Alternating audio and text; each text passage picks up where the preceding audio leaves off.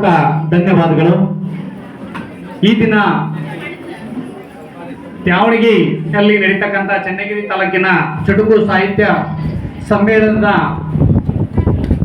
5ನೇ ಗೋಷ್ಠಿಯ ವಿಷಯ ಶೈಕ್ಷಣಿಕ ಸಾಧನೆ ಅಂತಕ್ಕಂಥ ವಿಷಯವನ್ನು ಕುರಿತು ನಾನು ಈ ಒಂದು ವಿಷಯವನ್ನು ತಮ್ಮೊಡನೆ ಹಂಚಿಕೊಳ್ತಾ ಇದ್ದೇನೆ.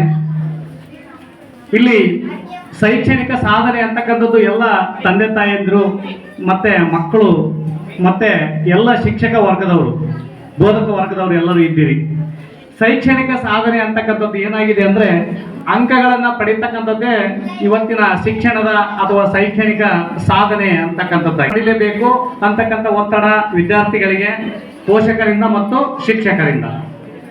ಆದರೆ ನಮ್ಮ ಮಕ್ಕಳು ಎಷ್ಟರ ಮಟ್ಟಿಗೆ ಗುಣಮಟ್ಟದ ಶಿಕ್ಷಣವನ್ನು ಪಡೀತಾ ಇದ್ದಾರೆ ಅಂತಕ್ಕಂಥದ್ದನ್ನು ಯಾವುದೇ ಪೋಷಕರು ಮತ್ತು ಶಿಕ್ಷಕರು ಗಮನದಲ್ಲಿಟ್ಟುಕೊಳ್ಳದೆ ಕೇವಲ ಅಂಕಗಳ ಆಧಾರಿತ ಶಿಕ್ಷಣಕ್ಕೆ ಇವತ್ತು ಮಾರು ಹೋಗ್ತಾ ಇದ್ದಾರೆ. ಆ ಅಂಕಗಳ ಆಧಾರಿತ ಶಿಕ್ಷಣ, ಜೀವನಾಧಾರಿತ ಶಿಕ್ಷಣದಿಂದ ಮಕ್ಕಳನ್ನು ದೂರ